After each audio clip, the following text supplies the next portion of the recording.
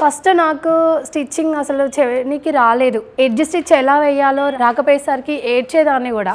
నేను నావే అలాగే వేరే వాళ్ళే కూడా స్టిచ్ చేయగలుగుతాను అన్న కాన్ఫిడెన్స్ వచ్చింది నాకు. ఇప్పుడు కొద్ది రోజులు ప్రాక్టీస్ చేసి ఆ తర్వాత బొటిక్ పెట్టాలని చెప్పేసి నా గోల్. సో ఒక డిజైన్ క్రియేట్ చేయడం, దాని ఒరిజినల్ ప్రాక్టికల్ ఫామ్లోకి ఎలా తీసుకురావడం అనేది దాంట్లో మనకి ఎక్కువ నాలెడ్జ్ రాదు.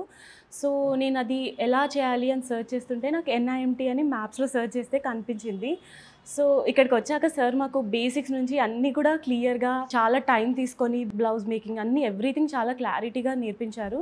యాక్చువల్లీ నేను ఇక్కడికి వచ్చేటప్పుడు అంటే బయట అంతా నేను చాలా చూస్తున్నాను, అంటే వాళ్ళకి ఒక ప్రొసీజర్ లేకుండా నేర్పించేవాళ్ళు.